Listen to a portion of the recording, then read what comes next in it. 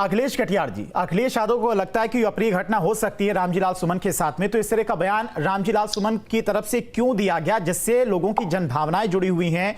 कुछ लोग राणा सांगव को भगवान की तरह पूजते हैं, अपने पूर्वज उनको मानते हैं, तो लोगों की भावनाएं जुड़ी हैं। अगर भावनाएं लोगों की खराब हुई थी, उनके बयान से लोगों में गुस्सा था, आक्रोश था, एक बार माफी मांग लेते।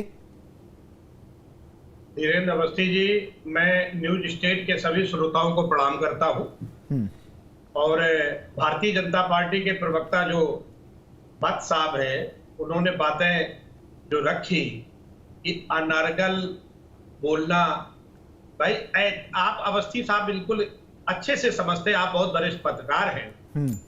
ये बयान सदन में दिया गया है और अगर सदन में कोई बयान दिया जाता है तो उस पर कार्रवाई करने का अधिकार सदन को होता है। आपकी सरकार है, आपके सारा तंत्र है, आप स्वतंत्र हैं। अगर आपको ये बात गलत लगती है तो आप सदन में कार्रवाई कर सकते हैं। सदन के उपसभापति है और बाकी जो संस्था के जो बाकी सीनियर हैं। आप गुंडागर्दी करते हुए घर पे जाके हजारों की संख्या पे लोग चढ़े, क्या ये सरकार है? ये यहां पे यही लॉ एंड ऑर्डर है? क्या लोकतंत्र में कहने और सहने की मर्यादा खत्म हो गई है? और भट्ट साहब ने जो बड़ी गंभीरता से बात कही, अनर्गल करना, भाई इसी संसद में रमेश बिधूड़ी जी जो सांसद थे नई दिल्ली से, उनके बयान सुने आपने? पूरा देश आहत हुआ। उत्तर प्रदेश सरकार के मुख्यमंत्री माननीय योगी आदित्यनाथ साहब कहते हैं कि सुअर है, गिद्ध है, ये है, वो है। ये क्या संवैधानिक शब्द है? क्या ये पार्लियामेंट्री लैंग्वेज है? और अगर अभिव्यक्ति की आजादी के खिलाफ, देखिए अखिलेश जी, अगर आप कंपेयर करें, अगर सामने वाला खराब है तो आप भी खराब हो जाएंगे। नहीं, एक सांसद की अपनी गरिमा होती, क्या बोलना क्या नहीं बोलना, जिससे लोगों की भावनाएं आहत ना हो। इस गरिमा का ख्याल तो एक सांसद, एक नेता, एक जनप्रतिनिधि को होता ही है कि किसी राजा महाराजा या फिर किसी इतिहास में अगर वो जा रहे हैं, तथ्यों के साथ वो चीजें सामने रखें, लोगों की भावनाएं अगर जुड़ी हैं तो उन विषयों पर ना जाएं। हमारे जो नेता है माननीय अखिलेश यादव जी ने उस पर बहुत स्पष्ट बयान दिया है और इतिहास में बहुत सारी ऐसी भूल धीरेन्द्र जी हुई है।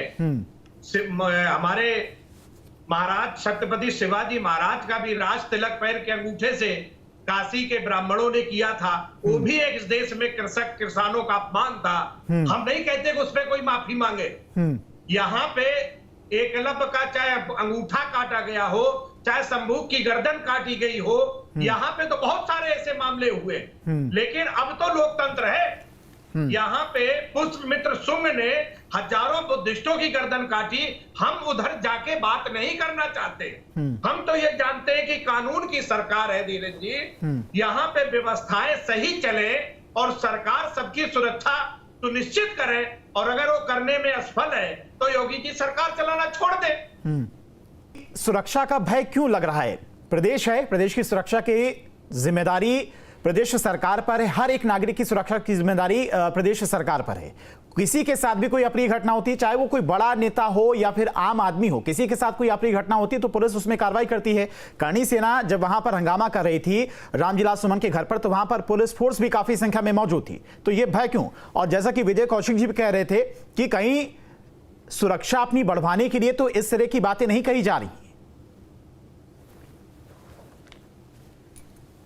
ये बहुत वरिष्ठ नेता हैं, समाजवादी पार्टी के बहुत विद्वान साथी है वो, और दो तीन बातें कौशिक जी के साथ निकल के आई। आपने देखा जिस तरीके से आगरा की गलियों में बड़ी तादाद के अंदर कार्यकर्ता माननीय सांसद के घर तक पहुंच करके जिस तरीके का उन्होंने प्रदर्शन किया, या जिस तरीके की एक गुंडागर्दी कहें जो उन्होंने रोडों के घर के चारों तरफ मचाई, तो वो दृश्य देख के किसी भी जिम्मेदार राजनेता को ये सवाल आता है कि उनकी सुरक्षा को खतरा है। अब आप आ जाते हैं नियत पे। हालांकि हम इंडिया अलायंस के गठबंधन है, हम बहुत सवाल नहीं करना चाहते, लेकिन अगर आज दिल्ली के अंदर भारतीय जनता पार्टी की सरकार है तो उसके बुनियाद में कहीं ना कहीं कांग्रेस का मामला है। हरियाणा के अंदर आज सरकार का बीजेपी की बनी, अगर अपोजिशन के दलों को साथ खड़ा करके ये चुनाव लड़ते तो आज हरियाणा में भी भारतीय जनता पार्टी की सरकार नहीं होती। धीरेन्द्र जी, अगर देश में इंडिया गठबंधन जितने बड़े पैमाने पे खड़ा हुआ था उन दलों को ठीक से संजो के रखते तो आज केंद्र में भारतीय जनता पार्टी नहीं होती। और ये अखिलेश जी, ये आप लोगों का निजी मामला है। देखिए, आप गठबंधन आपको कैसे चलाना है ये आप दोनों का निजी मामला है, लेकिन यहां पर जो अखिलेश यादव सवाल उठा रहे हैं, वो समय भी प्रदेश में एक समय था जब सपा की सरकार थी, बड़े बड़े माफिया थे, लोग डरते थे, प्रदेश के लोग डरते थे और पुलिस अधिकारी डरते थे।